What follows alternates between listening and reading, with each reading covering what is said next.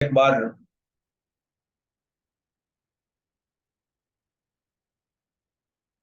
इस प्रकार इकट्ठा होने के लिए प्रभु ने अनुमति दिया। इसमें भाग लेते हुए हर एक भाई बहन के लिए मैं ईश्वर को धन्यवाद देता हूं। पिछले 6 हफ्तों से हम भविष्य में होने वाला घटनाओं के बारे में थोड़ा समझने के लिए कोशिश कर रहा था। सबसे पहला घटना है, यीशु मंडली को इधर से अपने पास लेके जाएगा। दूसरा है, स्वर्ग में मंडली को एक कन्या के रूप में प्रभु यीशु उनके साथ हमेशा रहने के लिए स्वीकार करेगा। इसको हम बोलते हैं यीशु मसीह का मेमना का विवाह। तीसरा बात है, स्वर्ग में हमको क्रिस्त का न्यायासन के सामने खड़ा होना पड़ेगा।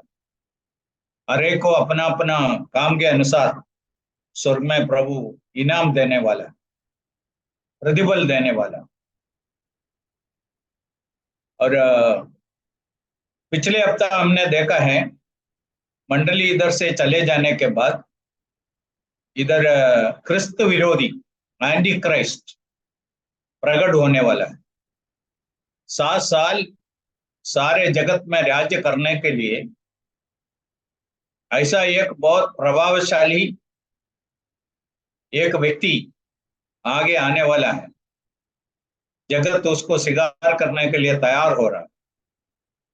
ऐसा मैं बोला, यूएन का एक मीटिंग में एक आदमी खड़े होके बोला, we want a person who can solve the problems of the world. Let him be an angel from heaven और let him be a devil from hell. So we want someone to solve the problem.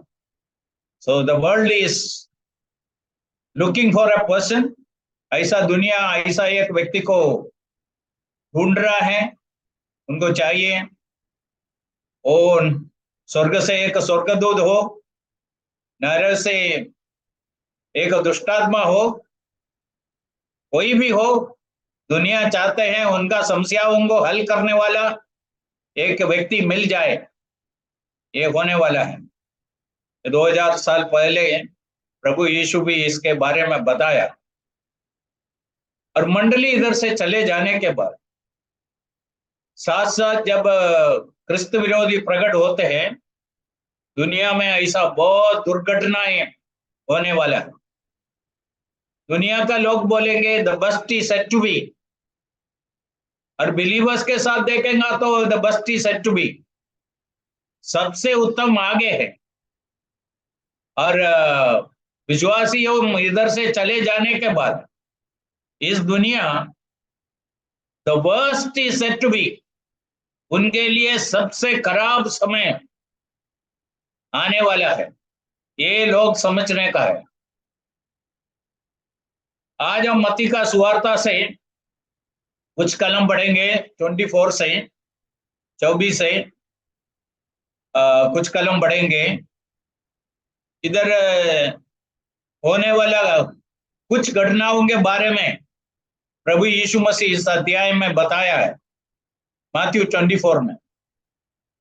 ये पढ़ने से पहले मैं आपको Bible का कुछ भाग दिखाना चाहता हूं। वो भविष्य के साथ जोड़ा हुआ है, इस्राएल के साथ जोड़ा हुआ है। उदाहरण के लिए मत्ती 24-25, ये 2 अध्याय इस्राएल के साथ भविष्य में होने वाला बातों के बारे में बताया है। मुख्य इस्राएल है। और लूका का सुवार्ता 17 अध्याय 21वां अध्याय में भी भविष्य में होने वाला बात बताया है। मरकुस 13 में भी है, यही बातें बताया है। हम रोमियों का पत्री में आएगा तो 9, 10, 11 अध्याय, 3 अध्यायों इसराइल के बारे में, मंडली के साथ जोड़ा हुआ बातें नहीं है। 1 से 8 तक है और 12 से 16 तक मंडली के साथ जोड़ा हुआ बातें, चर्च के साथ जोड़ा हुआ है। उसके बीच में 3 अध्याय है इसराइल के लिए। 9वें अध्याय में इसराइल का भूतकाल के बारे में बताया, 10 में इसराइल का वर्तमान, और 10वां अध्याय में इसराइल का 11वां अध्याय में इसराइल का भविष्य। ये 3 अध्याय है। अभी हम आखिरी पुस्तक प्रकाशित वाक्य रेवलेशन में आएगा तो उधर हम 6वां अध्याय से 19वां अध्याय तक भविष्य में होने वाला बातें लिखा है इसराइल के साथ और सारे जगत में होने वाला विपत्तियों के बारे में, क्लेश के बारे में, और उसको इंग्लिश में बोलते हैं ग्रेट ट्रिबुलेशन और हिंदी में कहते हैं महा क्लेश का समय। और उसके बारे में हम आज थोड़ा मनन करेंगे, बाकी हम धीमे से पढ़ेंगे। मत्ती का सुवार्ता 26वां अध्याय उसका 21 और 22, 24 का 21 और 22।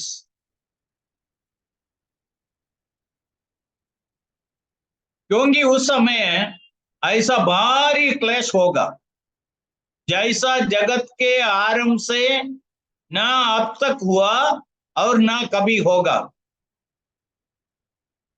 ये भारी क्लेश, ग्रेट ट्रिबुलेशन, पहला इसका विशेषता ये है जगत का आरंभ से अभी तक ऐसा नहीं हुआ, आगे कभी नहीं होगा। There is no parallel in the history, no parallel in the future. अति भयंकर घटनाएं होने वाला है, उसके बारे में विस्तार से हम बाद में पढ़ने वाले। उसी के साथ जोड़ के 22वां कलम देख लीजिए। यदि वे दिन घटाए ना जाते तो कोई भी प्राणी ना बचता, परंतु चुनावों के कारण वे दिन घटाए जाएगा। इधर क्या बताया है? वो समय सीमित है, बहुत लंबा समय के लिए नहीं है। और वो समय के बारे में हम प्रकटीकरण प्रकाशित वाक्य में, रेवलेशन में पढ़ते हैं 11, 12, 13 अध्यायों में वो 7 साल में सीमित है। और इधर प्रभु बोलता है, प्रभु यीशु स्वयं बोला है, यदि उन दिनों लंबा किया करेगा तो कोई भी बचेगा नहीं, इसलिए उसको कम करके घटा के रखा है, मतलब 7 साल के लिए है। इसलिए मंडली चले जाने के बाद इधर जो घटनाएं होने वाला है, इतना भयंकर घटनाएं होगा। हम प्रकटीकरण में वो प्रकाशित वाक्य में उसके बारे में पढ़ते हैं, बुक ऑफ रेवलेशन में। और एक लड़ाई में जगत का आबादी का 1/4 नाश हो जाएगा। दूसरे एक लड़ाई में 1/3 खत्म हो जाएगा। 1/4 and 1/3 in 2 wars, the total population, and they will be destroyed, और उनका नाश हो जाएगा। इसलिए ऐसा एक भयानक समय इस पृथ्वी के ऊपर आने वाला है। मनुष्य जो पाप करते रहते हैं उसके ऊपर ईश्वर का न्याय होने वाला है, ये हमको समझने का। अभी हम उन दिनों में होने वाला बातों के बारे में मत्ती का सुवार्ता से कुछ पढ़ेंगे और उसके साथ जोड़ के कुछ बातें मैं बोलना चाहता हूँ। 5वां कलम से मत्ती का सुवार्ता 26वां अध्याय 5 से लेके, क्योंकि बहुत से ऐसे होंगे जो मेरे नाम से आकर कहेंगे मैं मसीहा हूं और बहुतों को भरमाएंगे। तुम लड़ाइयों और लड़ाई का चर्चा सुनेंगे तो घबरा ना जाना, क्योंकि इनका होना अवश्य है, परंतु उस समय अंत न होगा। क्योंकि जाति पर जाति, राज्य पर राज्य चढ़ाई करेगा और जगह जगह अकाल पड़ेगा और भूकंप होगा। ये सब बातें पीड़ाओं का आरंभ होगा। इसका आरंभ है ये पीड़ाओं का आरंभ।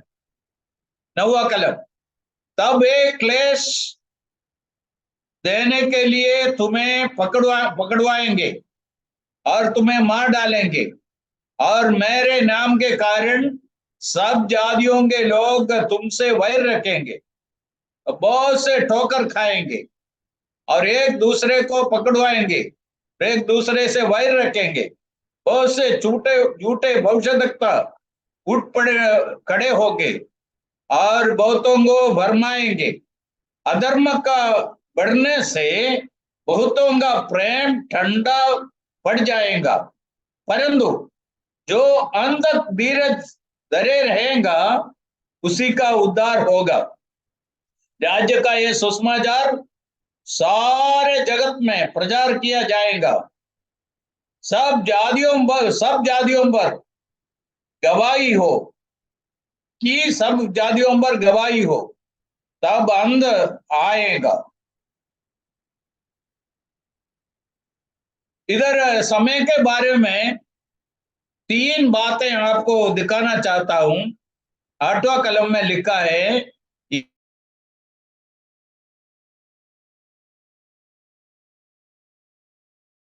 बढ़ते ही रहेगा। ओके, 13वां कलम में लिखा है परंतु जो अंत तक धीरज धरे रहेगा उसका उद्धार होगा। और ये कलम को लेके कुछ लोग ऐसा सिखाते हैं, जो विश्वास में अंत तक धीरज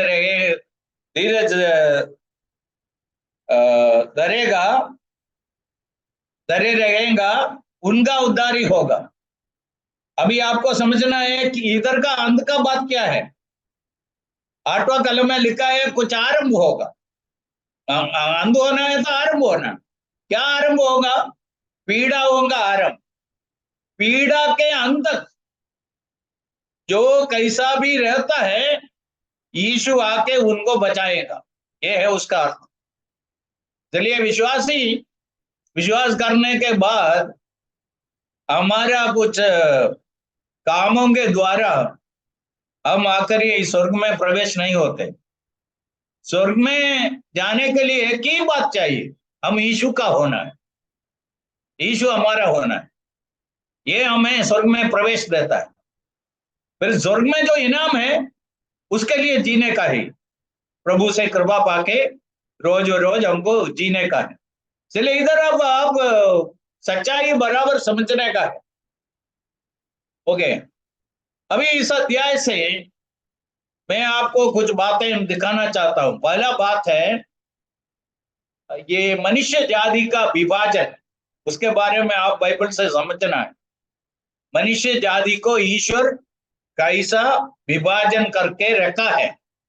जब अब्राहम को बुलाया उत्पत्ति 12वां अध्याय में, उनको एक नया जाति बनाने के लिए, उनके द्वारा जगत का सारा लोगों को आशीष करने के लिए एक आदमी को ईश्वर अलग किया और उनका संतान है इस्राएल। जब ईश्वर अब्राहम को बुलाया, मनुष्य जाति 2 भाग हो गया, एक है इस्राएल, दूसरा है अन्य जाति। जो इस्राएल नहीं है वो सब कोई भी भाषा बोलने वाले हो, कोई भी देश में रहने वाले हो, वो सब मिलके अन्य जाति बोलते हैं बाइबल में।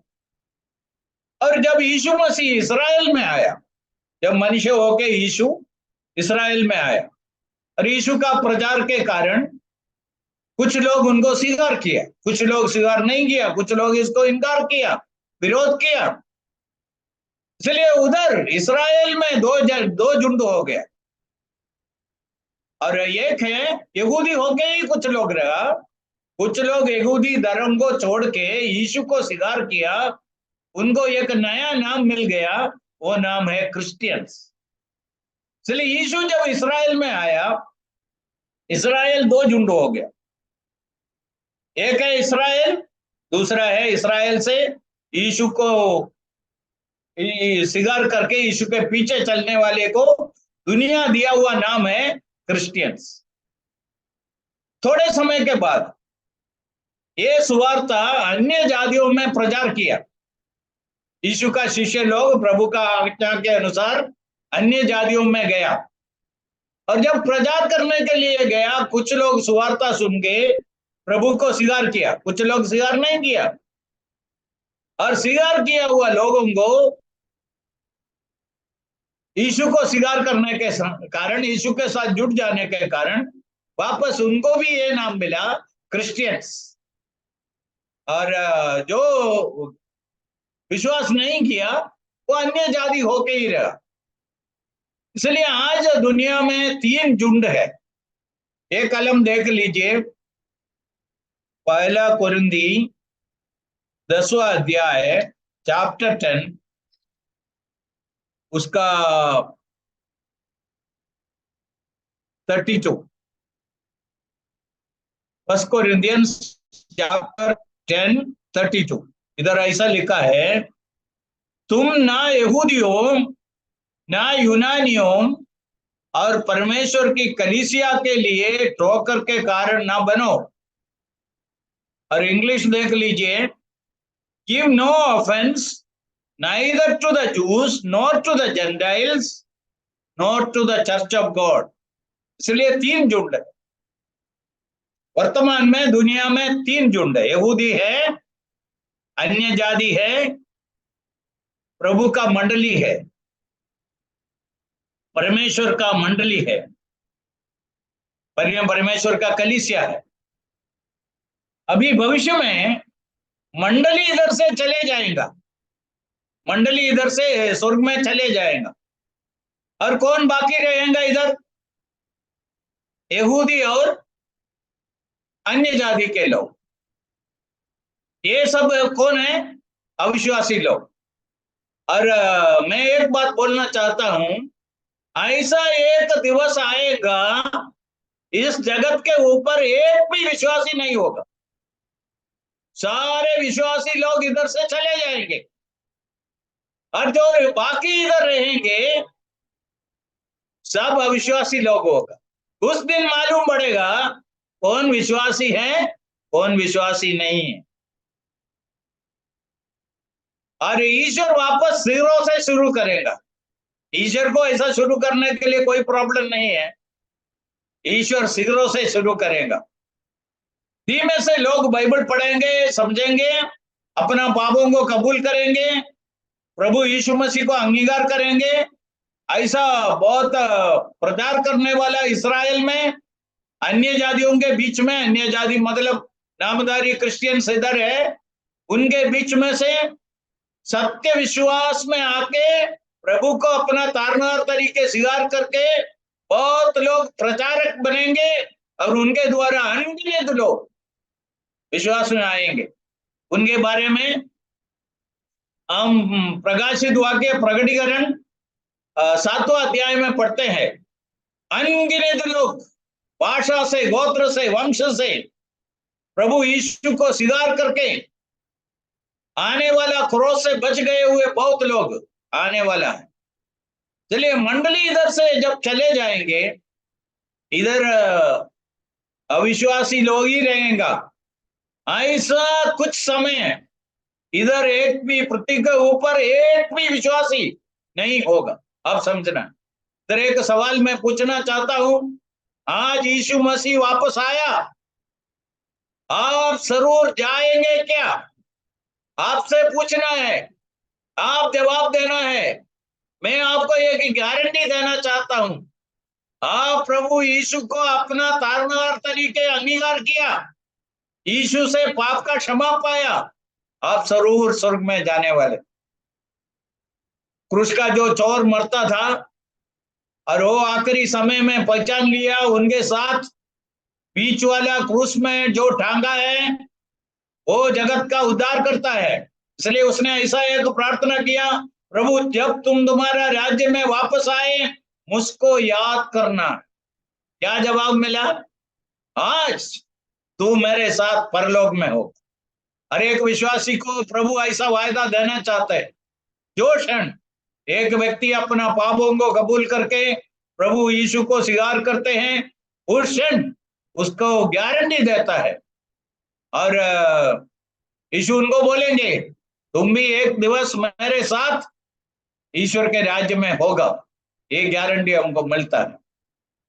इसलिए ये पुस्तक में जब आएंगे, पहला बात मैं आपको ये दिखाना चाहता था, मनुष्य जाति का विभाजन। और दूसरा बात इधर है, बाइबल के अंदर भविष्यवाणी हम पढ़ते हैं, दो घटनाओं के बीच में बहुत बड़ा एक गैप होता है, अंदर होता है, समय का दूर होता है। ऐसा 4-5 बातें मैं आपको दिखाना चाहता हूं। ये बाइबल पढ़ते समय में समझने का है कि हम एक वाक्य को हम लिया, उसका विभाजन कैसा करना है ये आपको सिखाता हूं। बाइबल पढ़ते समय में हम ध्यान रखना है कैसा बाइबल का सही रीति में विभाजन करना है। मत्ती का सुवार्ता ही देख लीजिए, 3 अध्याय 11 और 12। मत्ती का सुवार्ता 3 अध्याय उसका 11 और 12। इधर लिखा है, यीशु यूहन्ना बपतिस्मा यीशु मसीह के बारे में कहते हैं, मैं पानी से तुम्हें मन फिराव का बपतिस्मा देता हूं, परंतु जो मेरे बाद आने वाला है वह मुझसे शक्तिशाली है, मैं उसकी जूती उठाने के योग्य नहीं हूं। वह तुम्हें पवित्र आत्मा और आग से बपतिस्मा देगा। इधर 3 बपतिस्मा के बारे में है, पानी का बपतिस्मा, दूसरा पवित्र आत्मा का बपतिस्मा, तीसरा आग का बपतिस्मा। 12 कलम देख लीजिए, ये पवित्र आत्मा का बपतिस्मा क्या है और आग का बपतिस्मा क्या है।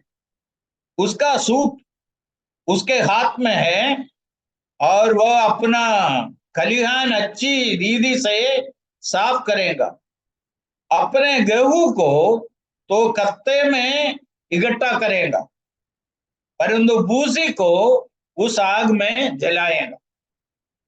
इधर विश्वासी अविश्वासी को गेहूं तुलन,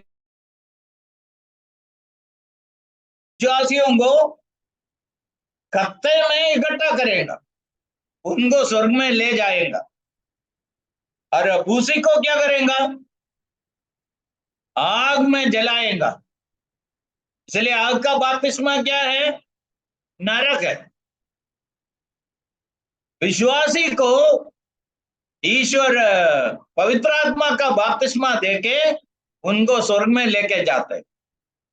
एक खेती करने वाला गेहूं और भूसा को कैसा अलग करते हैं, इस जगत का खेती करने वाला ईश्वर एक दिन विश्वासी को अविश्वासी से अलग करेंगे।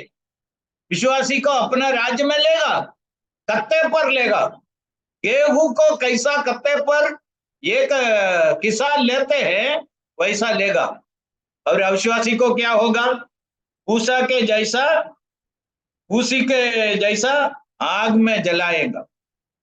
इसलिए आपको समझना है ये 2 बातें हैं, पवित्र आत्मा का बपतिस्मा और अग्नि का बपतिस्मा। भाई मैं आपको क्या बताना चाहता हूं, ये दोनों के बीच में कितना सालों का अंदर है ये आपको बताना चाहता, ये आपको समझने का है।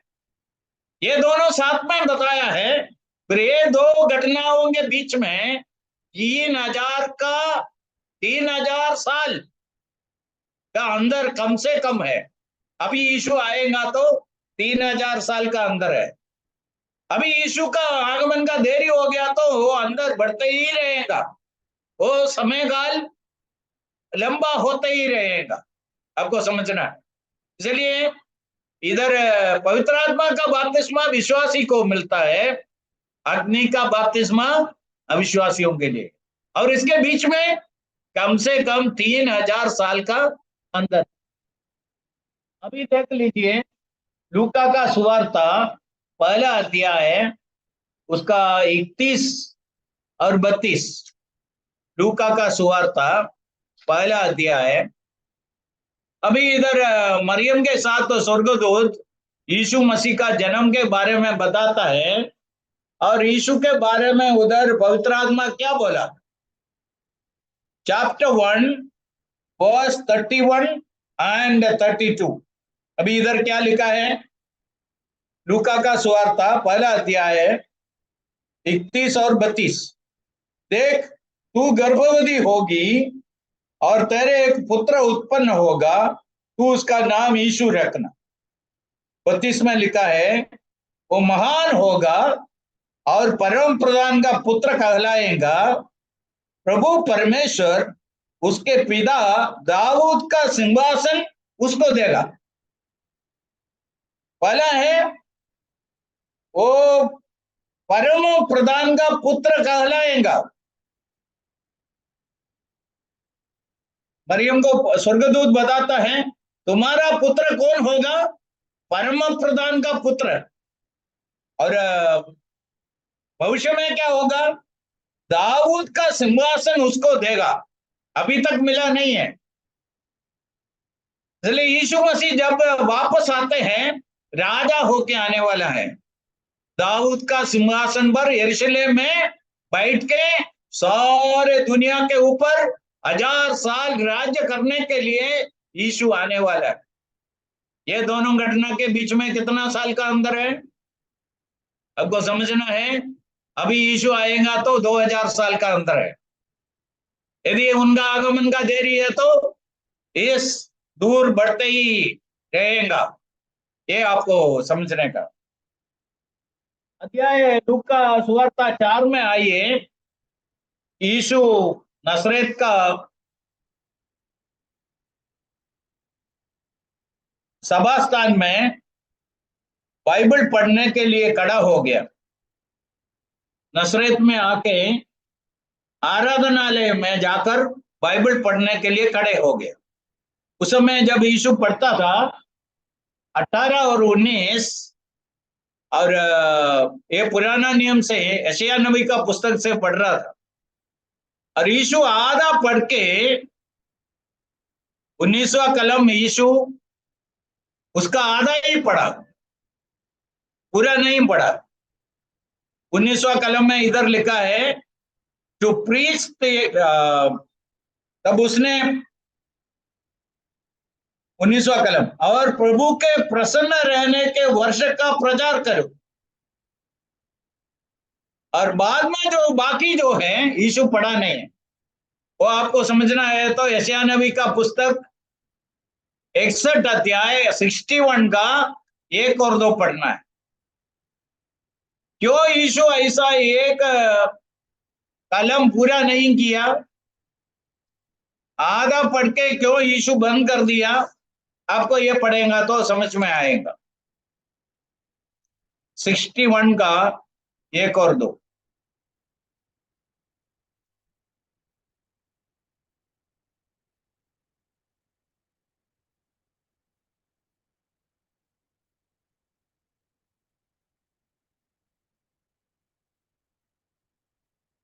सिक्सटी वन का 2 में लिखा है, यहोवा का प्रसन्न रहने का वर्ष का और हमारे परमेश्वर के पलटा लेने के दिन पर दिन का प्रचार करो।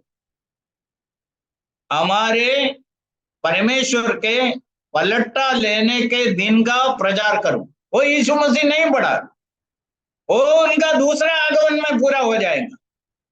पहला आगमन में सुवार्ता प्रचार करने का, यहोवा का प्रसन्न रहने का वर्ष का प्रचार करने का, सुवार्ता का प्रचार करने का, उसके लिए आया है। इसलिए देखो यीशु आधा पढ़ के छोड़ दिया, क्योंकि बोला है आज ये पूरा हो गया, इतना पूरा हो गया। और ये एक कलम के बीच में कितना सालों का अंदर है? वापस 2000 साल का अंदर। अभी और एक कलम आप देख लीजिए, यशायाह नबी का पुस्तक 9वां अध्याय 6 और 7। ये बहुत सुपरिचित है हमारे लिए। यीशु मसीह का मनुष्य अवतार के बारे में, उनका जन्म से 700 साल पहले, 800 साल पहले यशायाह नबी ने लिखा हुआ बातें हैं। Chapter 9, 6 and 7।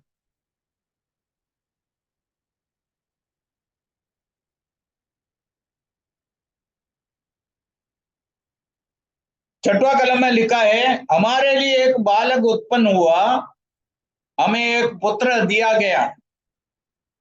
और 7वां कलम में हम पढ़ते हैं, उसकी प्रभुता सर्वदा बढ़ती रहेगी और उसकी शांति का अंत न होगा, इसलिए वह उसको दाऊद की राजगद्दी पर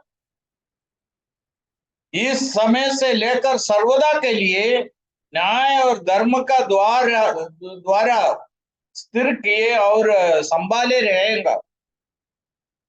दाऊद का राजगद्दी पर विराजमान, वो अभी तक हुआ नहीं है। और हमारे लिए एक बालक उत्पन्न हुआ, हमारे लिए एक पुत्र दे दिया। ये 2000 साल पहले जब यीशु मसीह का जन्म हुआ उस समय पूरा हुआ। बाकी वो दाऊद का राजगद्दी पर बैठ के राज्य करने का बात है, भविष्य में होने वाला है। कब होगा?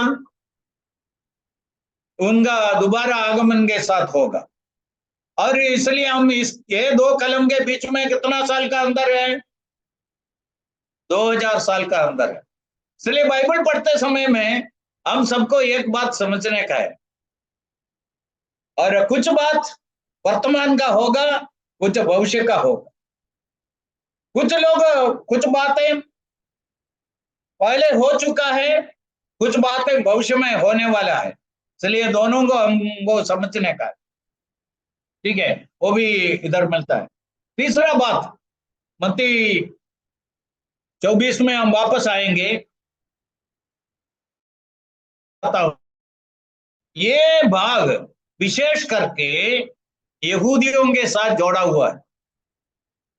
शायद आपके लिए वो बहुत नया बात सुनता होगा। ये मत्ती का सुवार्ता 24वां अध्याय है, ज्यादातर यहूदियों के लिए। इसलिए आप कुछ बातें ध्यान से सुनो। पहला बात, 16वां कलम, तब जो यहूदिया में हो वे पहाड़ों पर भाग जाए। यहूदिया किधर है?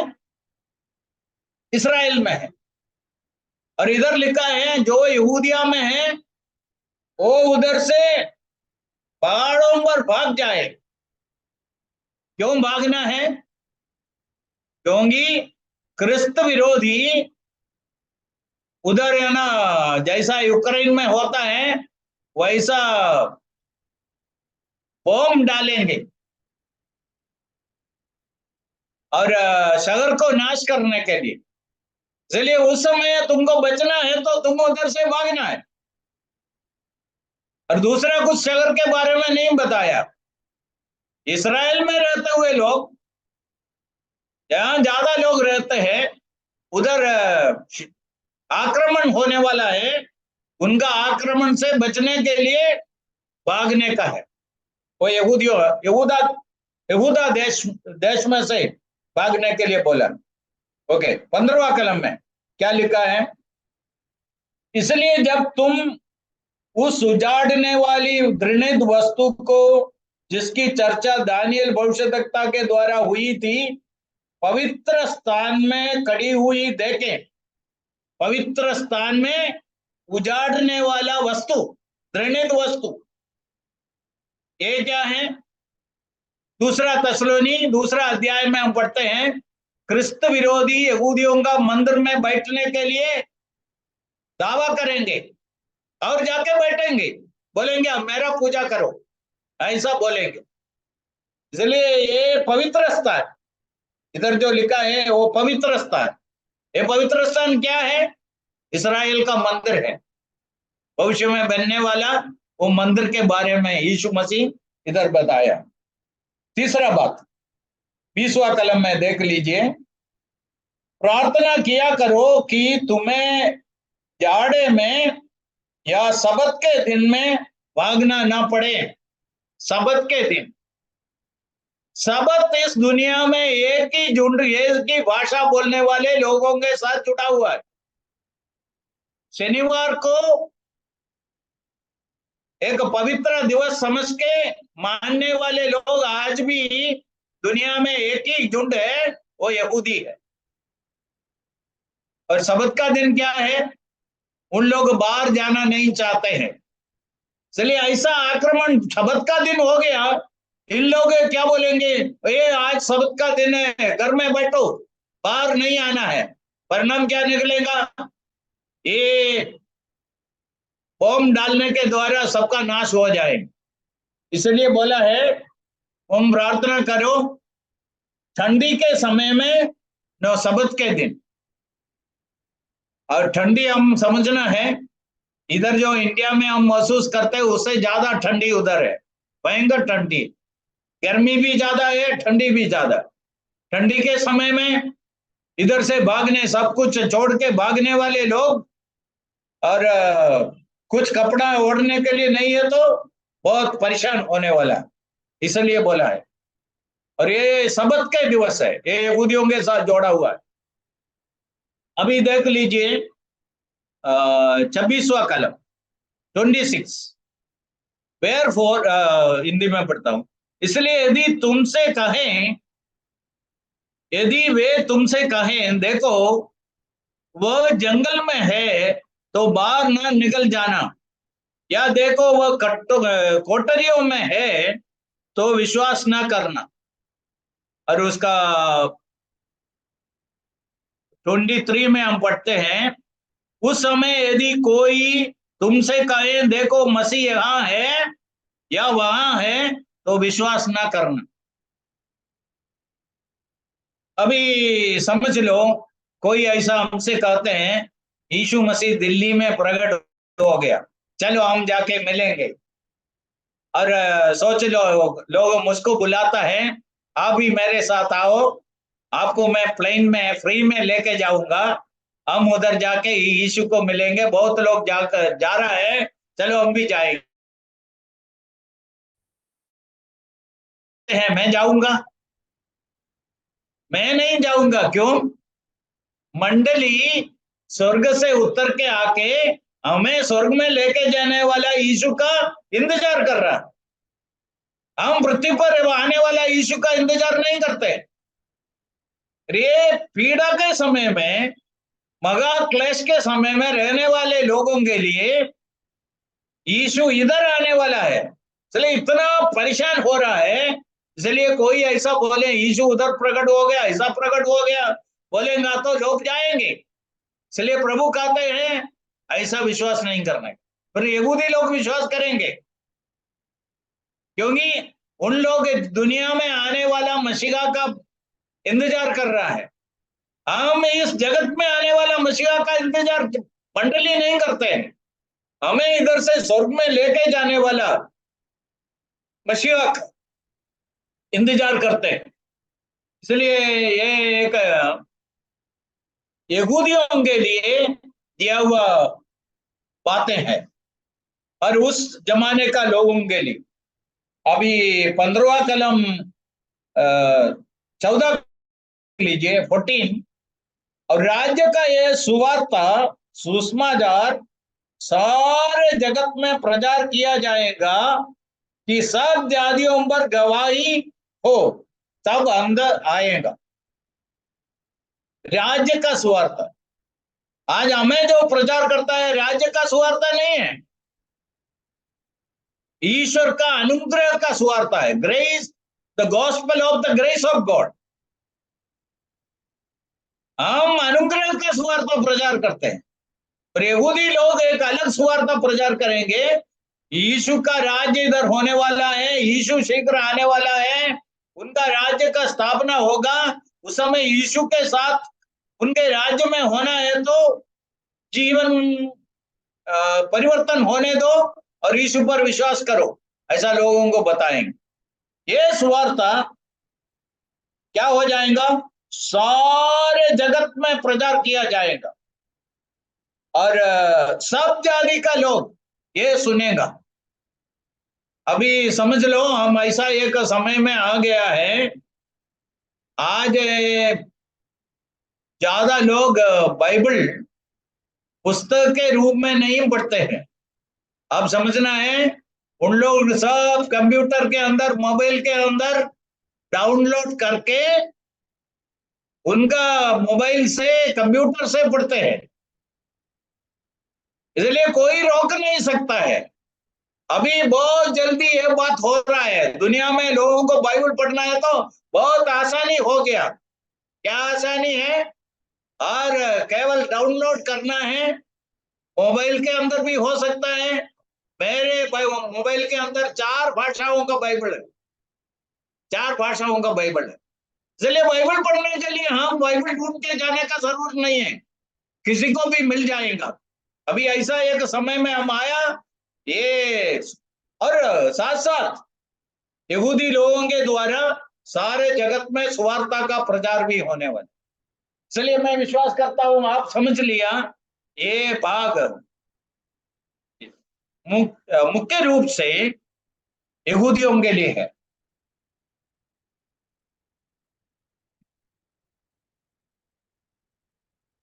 अभी मैं आपको आने वाला यीशु का दूसरा आगमन, इस पृथ्वी में आने से पहले होने वाला 7 निशानियां बहुत जल्दी काली उसका कलम हम लेके पढ़ेंगे और आपको दिखाएंगे।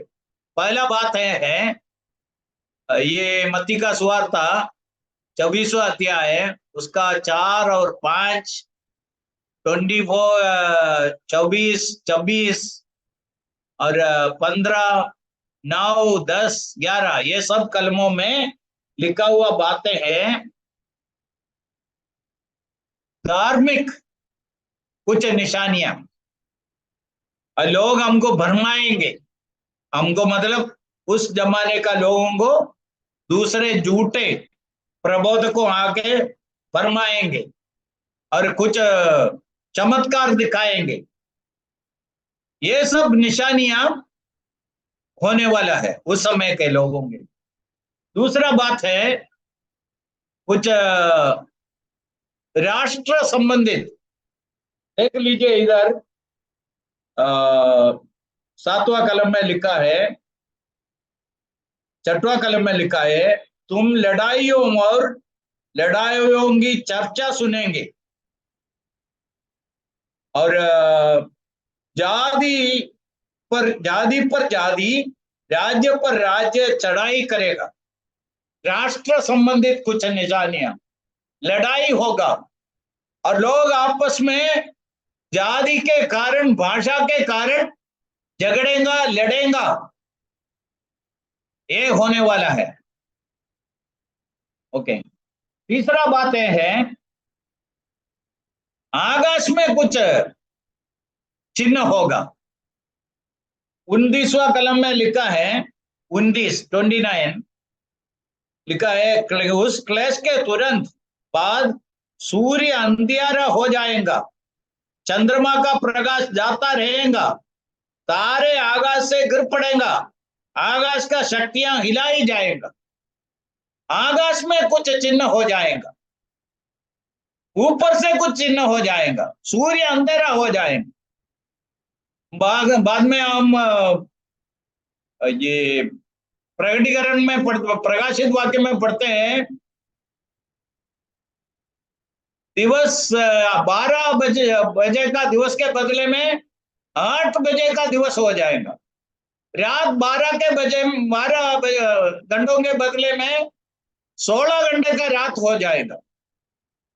अभी 12 घंटा दिन है, 12 घंटा रात है वो बदल जाएगा, दिन कम हो जाएगा, सूर्य ज्यादा समय अंधेरा में रहेगा, अंधेरा हो जाएगा। चलिए आकाश में कुछ चिन्ह हो जाएगा।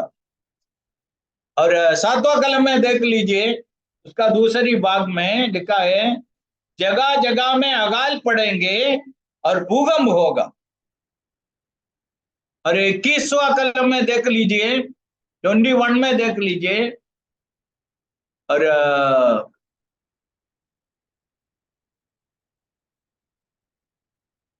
ऐसा भारी क्लेश होगा और लोग इतना सताए जाएगा, खाना नहीं होगा, अच्छा पानी नहीं मिलेगा, और ऐसा बहुत परेशान होगा, जगत में बहुत प्रकार का चिन्ह होगा। ये 14 बात है। पांचवा बात है लूका का सुवार्ता में लिखा है, वो हम थोड़ा जाके देखेंगे, लूक 21 का 25, लूक 21 का 25।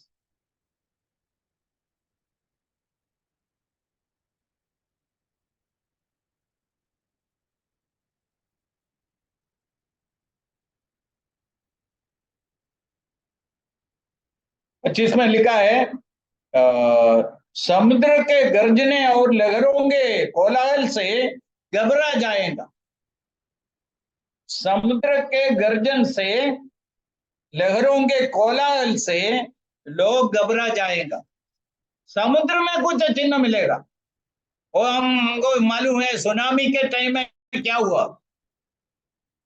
और समुद्र ऐसा 30 मीटर ऊपर जाके और जमीन में आ गया और मकान को सब ले लिया और अनगिनत लोग उस दिन मर गया। सुनामी, ऐसा भयंकर सुनामी हो जाएगा, और समुद्र में चिन्ह हो जाएगा।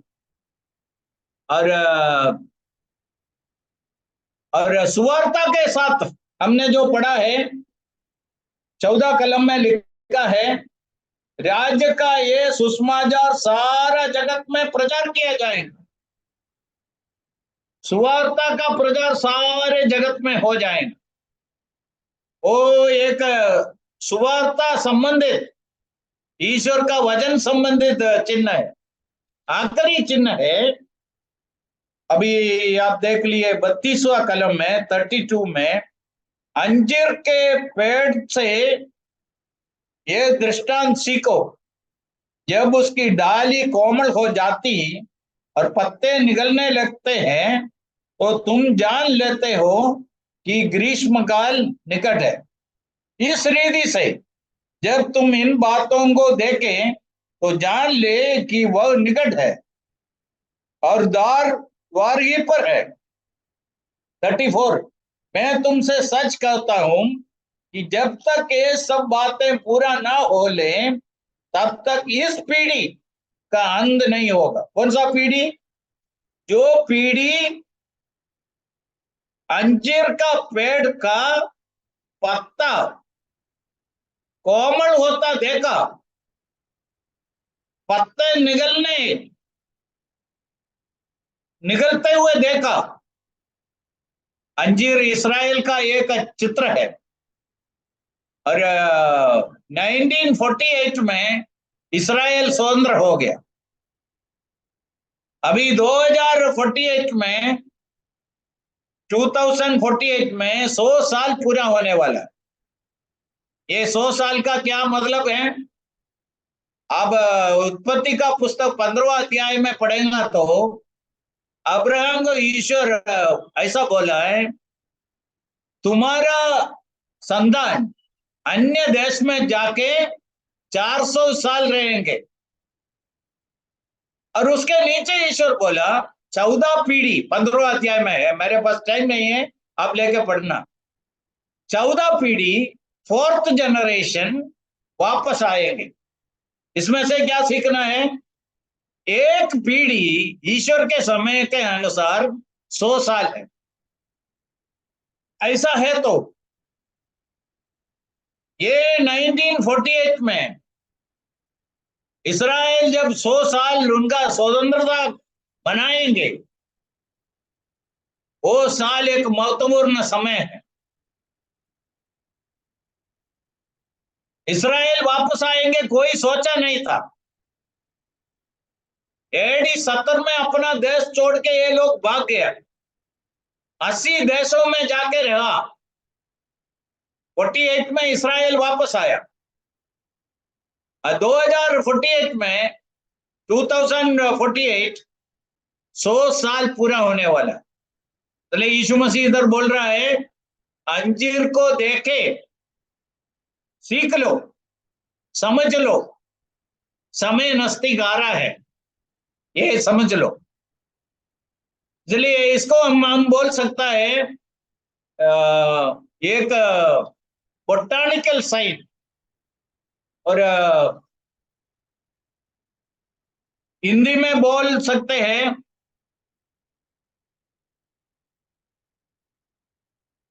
वनस्पति का निशानी, बोटानिकल साइन। इसलिए 7 साइन के बारे में मैं इधर बताया, ये विस्तार से बोलने के लिए आज टाइम नहीं है। प्रभु हमको अनुमति देके है तो दूसरा एक पढ़ाई के समय में हम इसमें वापस आएंगे। और समझना है, हमारा इधर से जाने का समय बहुत निकट आ रहा है, और जो निशानियां आज दिख रहा है वो हमें बताता है, और यीशु के आगमन के पास इस दुनिया बहुत जल्दी जा रहा है। इसलिए हम उसके पहले इधर से जाने वाले हैं, और समझना है यीशु मसीह का आगमन बहुत नजदीक है, हमारा इधर से जाने का समय निकट आ रहा है। उस आशा के साथ, विश्वास के साथ हम आगे बढ़े। प्रभु हमको मदद करे और हमारा सहायता करे।